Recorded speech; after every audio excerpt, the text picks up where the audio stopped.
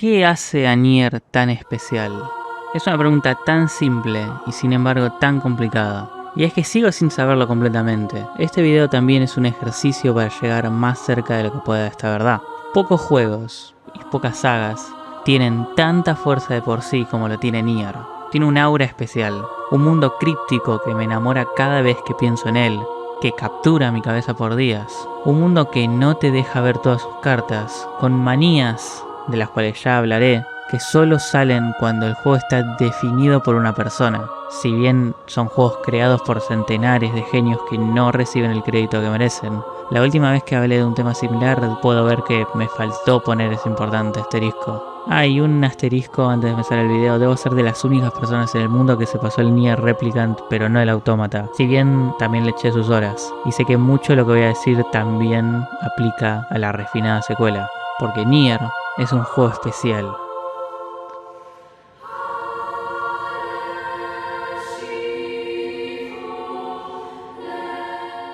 Primero que nada, Nier es hijo de su tiempo. Visto desde hoy, es difícil no ver a Nier como un juego anticuado.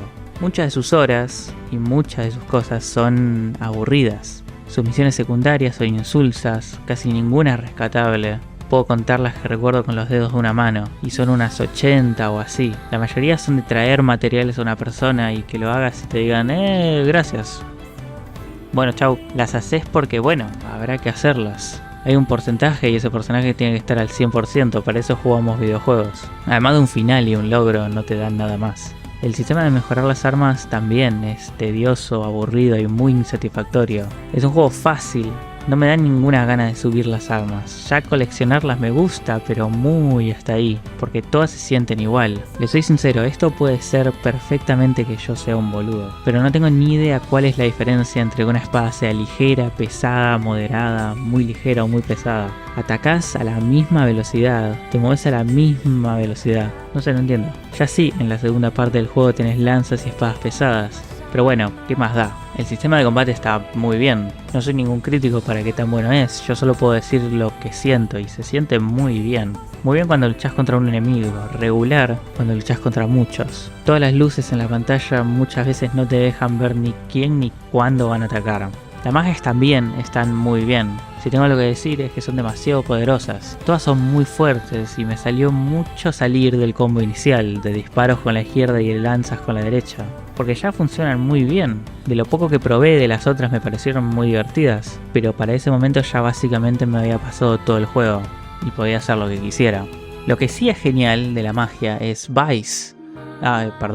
Grimoire Weiss, que te acompaña durante toda la aventura. Y es el detonante principal de la misma, y su promesa de poder curar la rara enfermedad que ataca a la hermana de Nier, el protagonista. Como ya dije, es él el que nos da la oportunidad de utilizar todas las magias del juego. En gameplay se comporta igual a los pods de Nier Automata, dejándote atacar y disparar o realizar otros ataques al mismo tiempo. Es un personaje genial, fácilmente uno de los puntos más altos de todo el juego. Cada vez que abre la boca es como si su voz me acurrucara en una profundidad eterna del que todo estará bien. Es una joya. Su actitud egocéntrica y su presunta superioridad ante todos, si bien es muy fácil de romper, sobre todo con Kaine, hace que nunca deje de dar gracia. Es un amigo. Su relación con Nier es muy interesante, pasando de tratarlo como un niño al que le está haciendo caridad al cuidarlo y amablemente agarrarlo como pupilo, cuando en realidad es él el que más lo necesita, a realmente quererlo y tratarlo con mucho aprecio para el final, como si fueran familia. Su relación también con Kaine es muy similar, tratándola de villana irrecuperable cuando se conocen y pasando a realmente quererla para el final. Kaine es otro personaje magistral, si bien su diseño no ayuda. Nunca vi un personaje insultar tanto y que siempre tenga razón. Creo que juega con eso, rompe con el arquetipo de su personaje. No es una protagonista normal de anime que va semidesnuda. También se la pasa insultando, lo cual supongo que hace que sea menos linda. Supongo que esa es la idea, no sé. Quizás estoy exagerando. La concepción y el trato que tiene la comunidad de este personaje me interesa mucho más que el personaje en sí. Y el último de los protagonistas es Emil, un niño rico que vive en la mansión a las afueras de la aldea de Nier y que te ayuda, es un poco el mago del equipo, si bien no te cura nunca. Y es el origen de la ahora famosísima máscara de Yokotaro, que podría argumentar que es tan conocida sino más que toda la saga. Ahora bien, este personaje, además de tener secretamente 1500 años, es un personaje homosexual. Y esto se trata de un juego del 2010, cuando era rarísimo, no una cosa recurrente ni muchísimo menos. Y no es algo clave en el juego, se trata de una línea de diálogo que perfectamente se podría haber quedado afuera. Pero estoy muy contento de que haya algo así. Es tan intrascendente, repito, que la sacaron cuando el juego originalmente salió en Occidente. La recortaron. Por suerte sí que está en el remake. Pero suficiente de ellos. ¿Qué es esto? ¿Una obra de teatro? Este juego es mucho más que sus personajes. Otro factor brillante es la banda sonora, que es hermosa. Hay dos tipos de juegos en el mundo. Los que la banda sonora tienen letra y las que no. Porque para mí es algo que te dice muchísimo sobre él. No de su calidad exactamente, sino de lo que se atreve. Cuánto cree en su diseño y en su sentido artístico. Porque si vemos qué sagas son conocidas por esto, nos dan sagas que rebosan de personalidad y de estética. Como puede ser Persona, Nier, Danganronpa, solo para mencionar algunos. Y es que la banda sonora es preciosa, las voces son fuertísimas, potencian todas las situaciones en las que están, desde una calma increíble, además de solo sonar cuando estás cerca de la que canta, a convertir cualquier batalla en una batalla de proporciones épicas, a ser tenebrosa cuando necesita hacerlo, a sonar como los dioses cuando luchas contra los últimos bosses. No se puede pensar en Nier sin sus vocals, vocales que no tienen letra, quiero dejar esto claro. Usa la voz como si fuera un instrumento más, como si habláramos de Pink Floyd. El mundo también es una estrella en este juego. Hay una cosa que me molesta del género post-apocalíptico, que es que, como muchos otros géneros que literalmente te dan posibilidades infinitas, se fue acortando en estos últimos años. La idea de un mundo postapocalíptico es una idea muy ideal. Todos pensamos en lo mismo: edificios destruidos, inviernos eternos, personajes que más que explorar el nuevo mundo se centran en recordar el anterior, el nuestro, por decirlo de alguna manera. Pero Nier es diferente. El mundo de Nier es un mundo postapocalíptico, sí, y no lo parece. Y desde ahí puede hacer lo que quiera. Es de los mundos más interesantes de los últimos años, porque no se queda en el molde de lo que es. Es un blend de todo lo que se te puede ocurrir, postapocalíptico pero medieval. Hay ruinas pero son modernas. Es un poco como el mundo de Dora Aventura, serie en la que descubrir que pasó cientos de años antes de lo que empezara también es quizás de lo más interesante. Y siento que es un buen momento para hablar de los gráficos. Un pequeño paréntesis. No tengo mucho en lo que opinar, es un juego precioso, pero sí siento que es quizás de lo poco que el remake no mejora por completo del original, o al menos tiene sus matices. Los gráficos de la nueva versión de Replicant son demasiado limpios, demasiado perfectos. Le sacaron esa aspereza tan cautivadora del original. Uno viendo las comparativas, no es que se pueda decir que hicieron un mal trabajo, lejos de eso, pero sí me queda la sensación de que los diseños de los personajes tenían un algo que perdieron. Es una excentricidad. El remake parece mucho más un juego del montón, cosa que no lo es. Como ya dije antes, este es un juego egocéntrico, pero en el buen sentido. Es un juego que sabe y quiere ser lo que es. Es que desde su título se puede ver esto. ¿Qué otro juego podría llamarse Nier Replicant versión 1.22474487139? Y así, el juego está plagadísimo de cosas que diría que son lo mejor del juego, porque durante mucha parte de la experiencia podés tener objetivos poco claros y momentos muertos te pueden sentir muy aburrido, pero las estrellas de toda esta obra son sus zonas. Cada zona es especial, exceptuando algunas mazmorras que sí siguen el loop del gameplay del resto del juego, como la fábrica o la pirámide. El resto de las zonas son muy especiales, y es que no le tiene miedo a nada. El juego hace lo que quiere, desde una mansión que nos teletransporta al primer Resident Evil con sus llaves,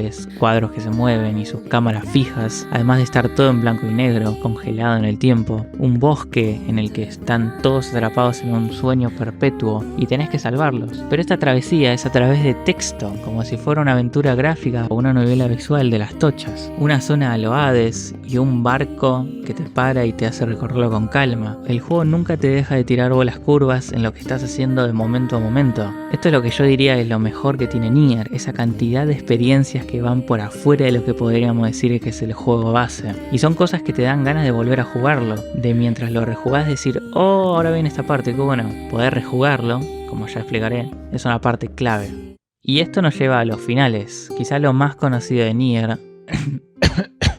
o que lo segundo que toda la gente que alguna vez escuchó de Nier sabe, es que cada juego cuenta con diferentes finales, cada uno más difícil de obtener que el anterior. Y esta entrega no es diferente, este juego también tiene más de un final, lo cual es bueno, pero la forma de llegar a él es rejugando todo el juego en un New Game Plus. Y tenés que jugar todo el juego de nuevo con el nivel que tenías antes. El juego, en mi opinión, ya es de por sí fácil. Ahora está sobreleveado, es demasiado. Pero es raro.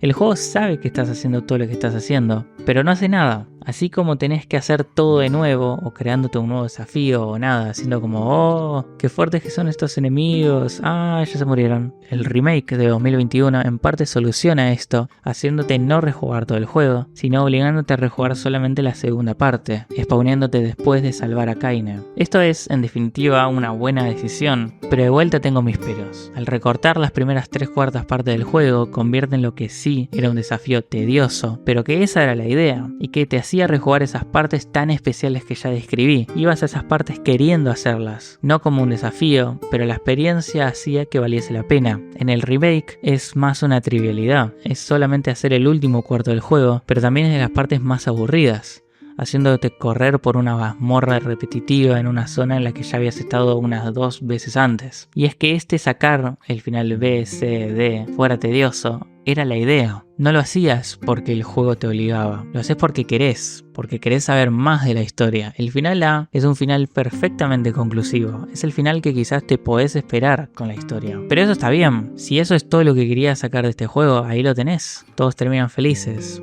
Pero también es un final que te deja muchas preguntas y que ni siquiera menciona muchas otras cosas que el juego te había dejado a colación antes. ¿Te quedaste con ganas? Saca el final B, eso es lo que te dice. Es brillante, te hace trabajar. No te va a dar las respuestas. Los secretos del mundo no van a ser revelados a cualquiera que pase por él. Quiero volver a remarcar que entiendo la decisión de haber recortado todo esto, pero es una espina que me queda clavada. Eso sí, que tengas que sacar el 100% del juego para el final me parece demasiado. Espero que no me aparezca en YouTube. Sería muy triste que me apareciera en YouTube. Por favor, no. Y yo que lo vea.